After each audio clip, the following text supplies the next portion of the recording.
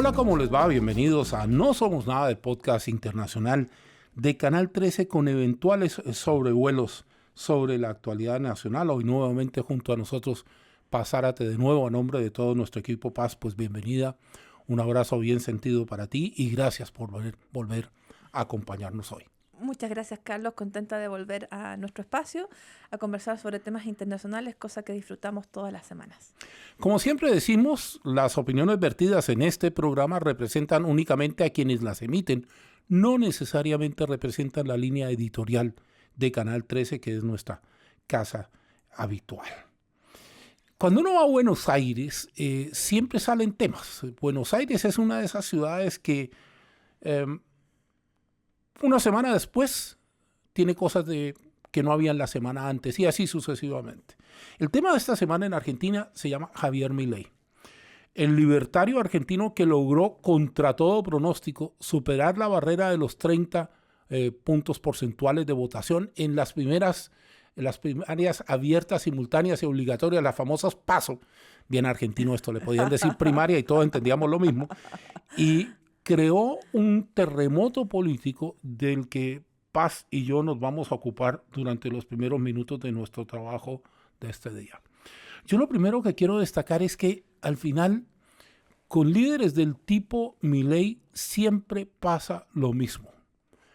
Hay un análisis que tiene que ver con la forma, con el ataque, y hay otro que tiene que ver con el impacto. Y yo quiero centrarme en el impacto primero y después hablamos de lo otro. Su bandera de lucha es como muy clara: yo quiero cambiar esto. Y digamos que yo quiero cambiar esto ha sido la bandera de lucha de muchos líderes de muchas partes. Pero lo que a uno le llama la atención es la crudeza con lo que algunas ideas se expresan. Cuando yo digo, por ejemplo, voy a pasar de, 18 ministerios a 4 ministerios, voy a dejar una cantidad de gente sin trabajo. Y voy a crear una narrativa que tiene que ver con la eficiencia por un lado, eso es lo que pretende el candidato, pero tiene que ver con una realidad por el otro lado. Y mucha gente en Argentina, para ir contigo, está devanándose los sesos, se me cayó el carné, quebrándose la cabeza. Qué linda palabra, Carlos. Tratando de entender qué fue lo que pasó, porque los señores encuesta otra vez se pifiaron. ¿Cuál es tu interpretación de qué es lo que está pasando con Milei en Argentina? A mí el fenómeno Milei, porque yo creo que merece ahora ser llamado un fenómeno, me llama mucho la atención porque creo que no estábamos tan acostumbrados que Argentina nos diera sorpresas de este tipo. Es decir, Argentina mayormente ha sido gobernada por el peronismo en sus distintas variantes. Incluso, bueno, el peronismo es un tema por sí mismo. ¿Qué es el peronismo? Pero ese partido justicialista ha gobernado Argentina por la mayor parte del tiempo desde su fundación, con eventuales giros a la centroderecha, como vimos, por ejemplo, con Mauricio Macri. Pero no hemos visto nunca, yo creo, un fenómeno antisistema como es el señor Milei. Y además, el hecho que él efectivamente sea un francotirador. Un francotirador, porque los francotiradores funcionan mayormente en equipos pequeños o incluso solitariamente. Y esa es la impresión que me da el señor Milei. Él y su hermana, que son una dupla, donde ella parece ser como el poder detrás del trono o la gerente de esta empresa, y donde él es un diputado díscolo que finalmente logra un resultado espectacular en esta elección. Y es bueno que nos detengamos a pensar qué es lo que dice eso respecto del hastío de Argentina, de lo que generalmente el sistema le ha ofrecido a la población hasta ahora. Porque para mí el señor Milei es el sinónimo del hastío. Lo que pasa es que, Sudamérica, y aquí lo hago extensivo a toda Sudamérica, no hay matiz ninguno en lo que voy a decir. Hace mucho rato le dejó de creer a los políticos, porque los políticos están enfrascados en su politiquería y me hago responsable de lo que estoy diciendo. Entonces la gente empieza a decir, a mí me pidieron voto por esta reforma, por esta otra, qué sé yo. Y finalmente lo que termina pasando es que los ciudadanos votan, pero las reformas no llegan. ¿Dónde se vuelve atractivo Milei para el electorado argentino? Cuando dice, ¿sabe qué? Olvidémonos de eso. Derrotemos esa casta. De hecho, reedita aquel que se vayan todos de Elisa Carrió. hace ya un par de años, y lo vuelve himno de campaña, pero con un agravante o con una ventaja, depende de donde uno esté parado con el tema Milei, es que esa sensación de crear el caos Sí. supuestamente lleva a una sensación de ordenar el caos. El problema, Supuestamente. por eso digo usted la palabra, pero en Argentina jamás nadie ha logrado ordenar el caos, que no es de ahora, que viene desde Juan Domingo Perón hacia adelante con todas las variantes que hubo desde el peronismo puro, desde los golpes militares y las dictaduras hasta esta democracia que está sitiada. Y está sitiada porque la gente quiere realidades y en eso un francotirador del estilo Milei entra perfectamente. Esa es la explicación a tu pregunta. Sí, ahora lo curioso, bueno, por lo menos las preguntas que me hago yo. ¿Cómo es posible que el señor Milei haya obtenido un éxito tan arrasador cuando, si uno empieza a buscar cuáles son los principales pilares de su manifiesto, son muy endebles? Por ejemplo, esto de la reducción de los ministerios, una reducción sustantiva.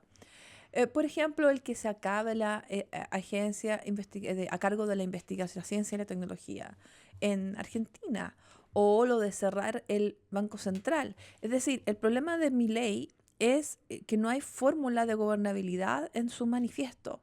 Es decir, está esto que tú bien apuntabas, que se vayan todos o que ganen honestamente el pan. Incluso él ha hecho esa misma referencia, ¿cierto? Ganarás el pan con el sudor de tu frente, y como haciendo referencia a que no hay trabajadores honestos a cargo de estos, o agentes del Estado honestos a cargo de estos ministerios, y que, por supuesto, él entonces traería la honestidad y la eficiencia, pero el plan alternativo no está. No está claro, tejido en ninguna parte. Y yo creo que a mí me llama la atención que un pueblo que se caracteriza por su buen nivel cultural y educación, sobre todo en Buenos Aires y en las grandes ciudades, haya manifestado en una forma bastante sustancial un apoyo por una figura que no ofrece nada concreto. Yo le tengo la respuesta. No me costó mucho. Se llama redes sociales. ¿Qué es lo que está pasando en la política de hoy? La política de hace unos 20 años hablaba de una capacidad oratoria brillante. Hablaba de una capacidad de discernimiento superior. Los que llegaban a ser políticos son tipos que pensaban. Como decían acá en Chile, le cabe el país en la cabeza. Pero en época de redes sociales, el problema ya no es que le quepa el país en la cabeza, sino que el mensaje le guste a la gente. Está diseñado para que le guste a la gente y la gente a su vez no está pensando en lo que le están diciendo. Le voy a dar un dato. Cuando yo hablo de terminar el Banco Central, la razón de Milei para terminar el Banco Central es acabar con la inflación. Entonces él dice, podemos dolarizar la economía, esa receta es correcta, aunque produce un desastre, ya la usó Menem en el pasado argentino. Pero cuando yo acabo el Banco Central, porque el Banco Central emite y emite y emite dinero, se aumenta la inflación, de pasadita yo le digo a los argentinos, mire, y usted va a poder pagar en la moneda que usted quiera, donde usted quiera. ¿Se imagina usted ese caos? Porque yo podré pagar en rublos, yuanes, pesos chilenos, pesos colombianos, dinares árabes, donde, según mi ley. Y el problema es que el Banco Central tiene otra función, que es la función rectora de la economía. Yo me quiero detener en que está bien y no tengo ningún reparo a que se presente de candidato porque ese no es mi papel. Pero sí digo, y me sostengo, en que el libertarismo en el mundo está ofreciendo consignas que son inflamatorias, pero no realidades que solucionan cosas. Y lamentablemente, Milei tiene que ofrecer soluciones a problemas como la inflación que tiene Argentina y problemas como el crónico default que tiene la economía argentina con respecto a la cantidad de prebendas que la gente tiene del sistema. Sí, sí, por supuesto, pero cuando estamos hablando de las soluciones, yo personalmente lo miro desde el punto de vista del sistema político, porque el señor Milei no tiene ni tendrá el apoyo en el Congreso argentino para sacar adelante, si es que siquiera éxito, con su éxito electoral, sacar adelante alguna de las reformas tan dramáticas que él propone. Entonces, él dice que entonces el mecanismo sería sobre la base de hacer plebiscitos, hacer consultas populares. Pero eso es dinamitar el Estado como lo conocemos. Exacto. Y de hecho, la última consulta popular realizada en Argentina, que no tiene un efecto obligatorio para el gobierno, pero que sí se respeta, se realizó para aprobar el tratado entre Chile y Argentina en el gobierno de Raúl Alfonsín. Entonces hace mucho de eso y es una herramienta que se usa con cuidado y no para todo, no para gobernar. La democracia es representativa, digamos, esa es la forma de gobernar.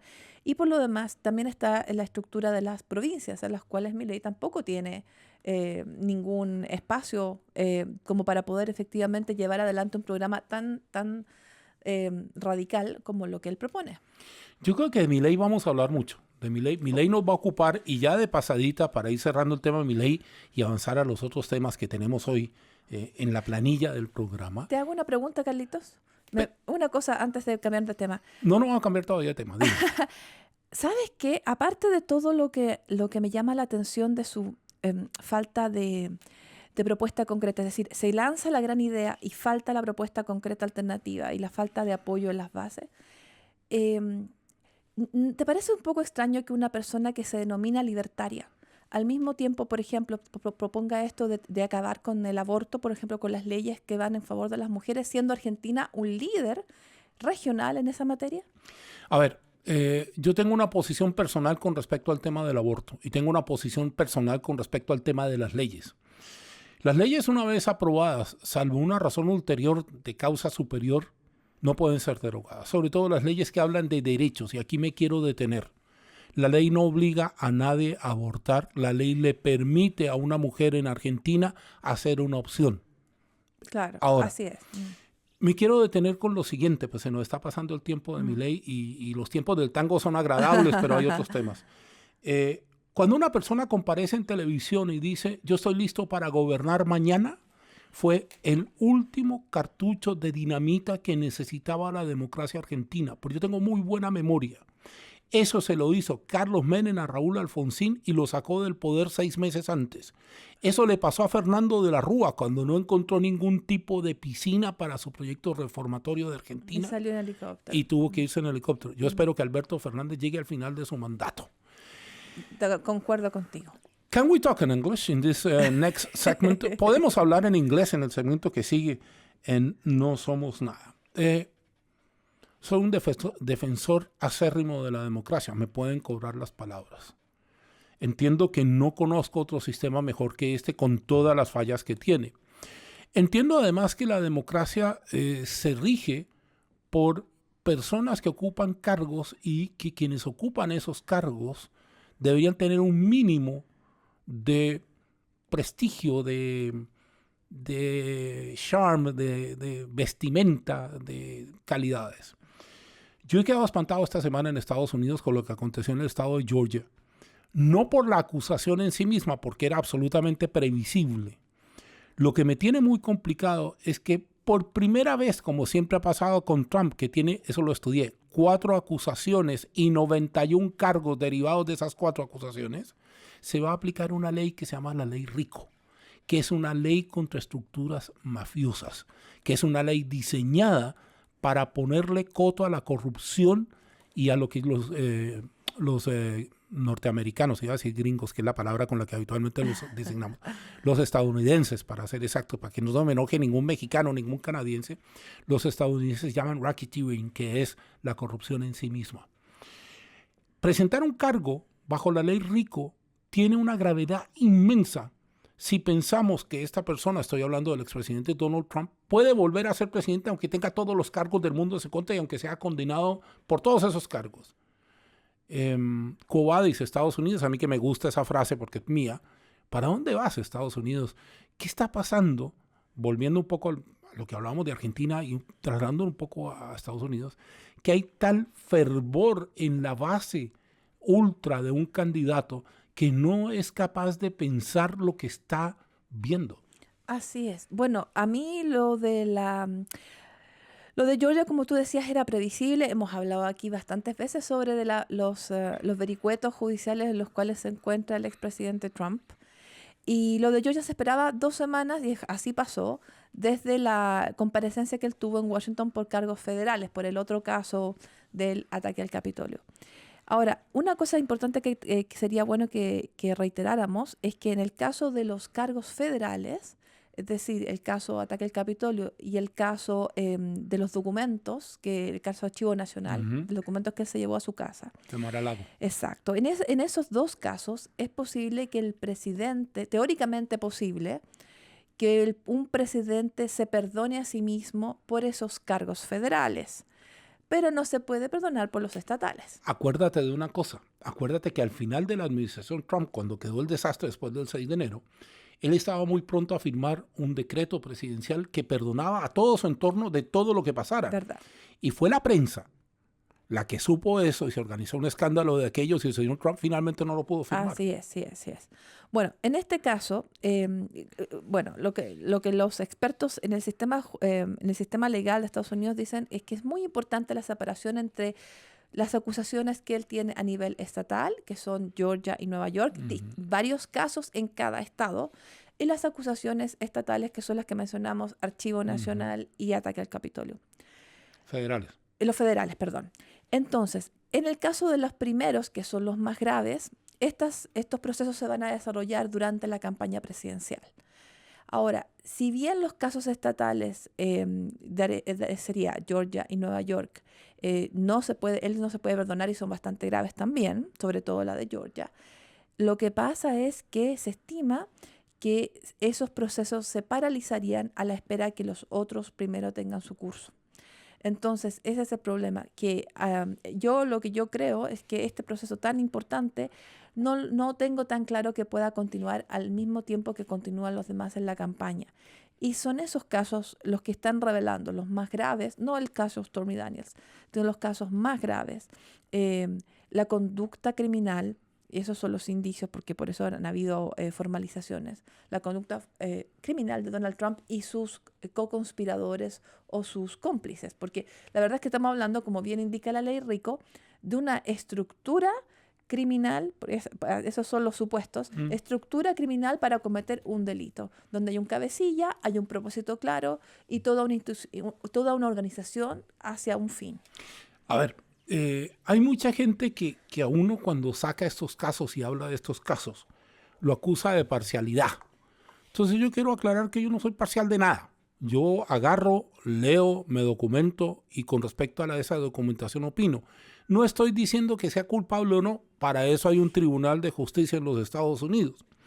Lo que yo sí estoy diciendo y me mantengo es que le hace un flaco favor a la democracia que se considera a sí misma el faro de Alejandría de todas las demás, que uno de sus expresidentes esté involucrado en 4 causas que tienen 91 cargos. Voy a repetir esa cifra, son 91 cargos diferentes. Para que usted lo entienda más claro, tiene 91 acusaciones diferentes derivadas de 4 acusaciones más grandes.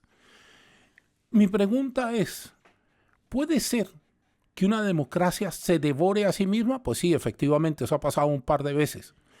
Pero que la democracia de los Estados Unidos, que fue la que, entre comillas, me regalo las comillas, nos enseñó el valor de la democracia, vuelva a devorarse a sí misma. Porque aquí lo que uno puede ver en el camino es que Trump va a seguir insistiendo en la cacería de brujas. Va a seguir echándole la culpa a Biden y va a decir que están utilizando la justicia contra él. Pero lo cierto del caso es que la evidencia parece ser, y recalco, parece ser, porque no soy el juez, muy sólida.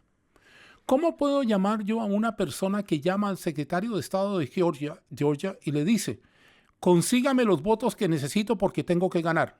Primero. Después, le encarga a un equipo de abogados especializados que vayan a un condado determinado a ver cómo pueden entrar al sistema y cambiar los resultados del sistema. Tal cual. Pero Tal además, si esto fuera poco, fue la misma persona que 6 meses antes de la elección esbozó dudas sobre el sistema de votación por correo. Fue la misma persona que trató de cambiar la demografía de ciertos estados para que favorecieran no la aspiración de su partido, sino su propio ego. Entonces, cuando traemos a No Somos Nada un tema de estos, lo hacemos desde la perspectiva que nos da a mí no me gusta la palabra especializado, yo sigo siendo ciudadano del mundo, la perspectiva que me da ser ciudadano del mundo, pero la perspectiva que también nos da alertar sobre aquello. Y haber seguido el tema con mucho detenimiento por largo tiempo. Entonces, ¿qué lecciones le podemos sacar a esto? Porque claramente las lecciones que Trump le tiene que sacar no las va a sacar. Las lecciones que tiene que sacar la gente que trabaja o trabajó con Trump no las va a sacar. Y la lección del sector ultra que apoya a Trump por encima de cualquier otra cosa no las va a sacar. Sí. ¿Cómo se cura Estados Unidos de esto? Bueno, yo creo que es una enfermedad muy grave si lo ponemos en términos médicos, porque cuando un presidente cualquiera en ejercicio aspira a no respetar los resultados de la elección por distintas vías, la vía que sea, y de distintas maneras, que esa es la evidencia que aparece del trabajo de todos estos fiscales y de todos estos procesos. Ya hay una amenaza a la democracia, porque la tradición en Estados Unidos, las tradiciones son muy importantes en un sistema como ese. La tradición es aceptar los resultados e irse tranquilamente.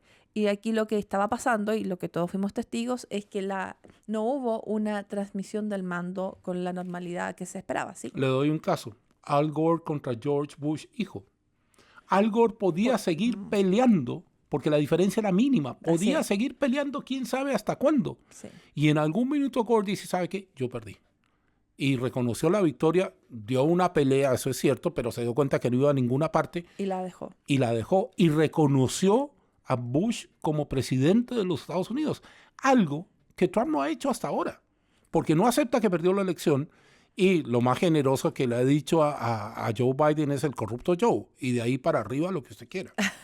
Sí, totalmente. Entonces, creo que ¿por qué hablamos de que la democracia está en peligro? Porque no hubo una transmisión pacífica del mando, todos fuimos testigos de eso.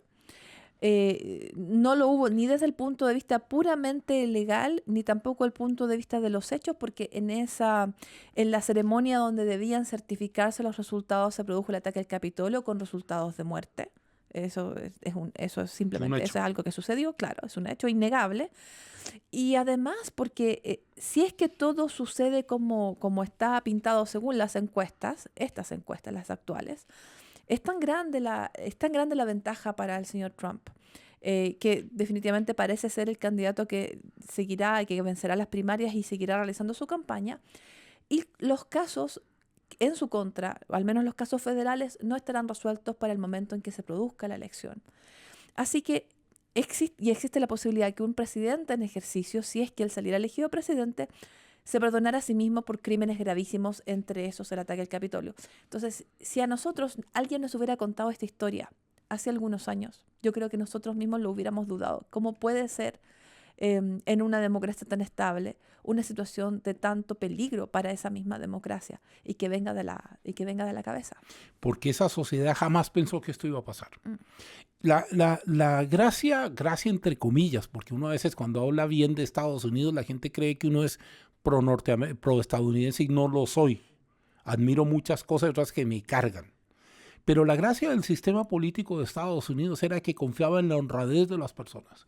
Y aquellos que se apartaban de la honradez eran duramente castigados y duramente sancionados. Pregúntele a Ted Kennedy por qué nunca llegó a ser presidente de Estados Unidos, siendo, me disculpan, una figura prominente del Partido Demócrata, y no pudo.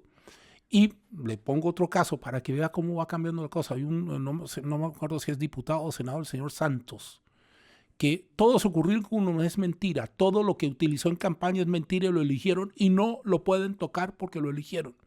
Entonces, cuando una democracia no se prepara para enfrentar estas amenazas, cae víctima de ellas. Es así. Tal cual. Y, por ejemplo, y ese es el punto central, Carlos, porque la Constitución de Estados Unidos, que es una constitución muy antigua, no tiene una norma que regule una situación de esta gravedad. Pero usted se imagina Washington George, o Jefferson, don Thomas Jefferson, Hamilton.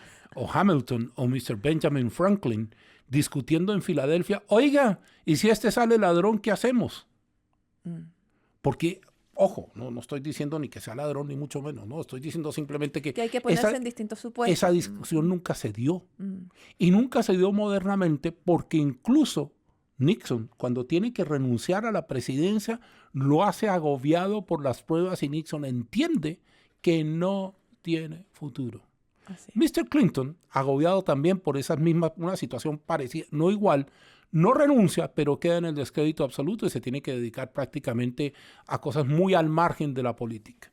El propio Barack Obama, que no ha tenido ni un problema en todo esto, ha pedido que la gente reflexione, pero no hay un atisbo contra él. Y esto lo que produce, para ir cerrando este tema y avanzar al último de esta mañana, es un tema de contagio y es un tema de miedo. ¿Quién va a salvarnos de esta? Nos queda, mi querida Paz, un poquito más de 3 minutos. Se nos fue rápido el programa hoy. Hablemos un poquito de Ecuador. Sí. ¿Cuál es tu consideración de Ecuador para iniciar este diálogo que va a ser corto porque los resultados los vamos a tener el domingo? Sí, lo vamos a seguir analizando. Bueno, Ecuador es un país con grandes recursos naturales que ha intentado, a partir de la administración del presidente Correa, una mejor administración de esos recursos y que ha lidiado con una corrupción extensiva, con una mala situación económica, y ahora creo que lo que más angustia a los ecuatorianos es una crisis de seguridad que el actual gobierno no ha podido resolver. Y esos son los acicates de la inestabilidad política que ha derivado a partir de esta muerte. ¿Cómo era la clase? Asesinato, el magnicidio.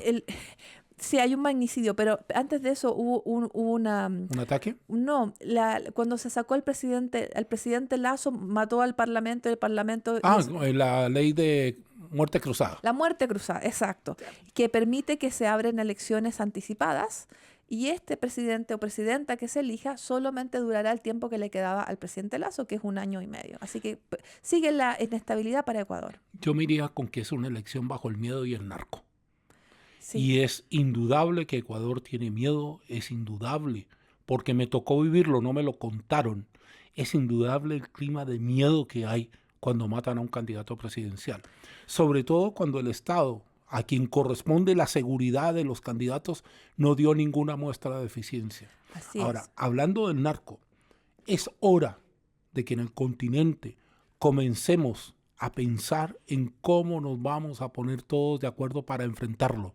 Porque así como lo estamos viendo, lo que pasó en Ecuador le puede pasar a cualquiera en cualquier país del mundo.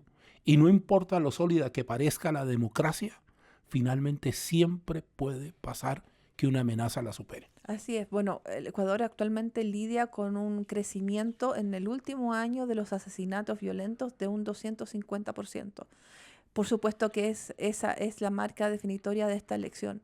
Así que estaremos muy atentos a lo que suceda ahí y le daremos un poquito más de tiempo a ver cómo marca la elección el futuro de Ecuador, sobre todo no solamente la presidencia, pero también la Asamblea Nacional.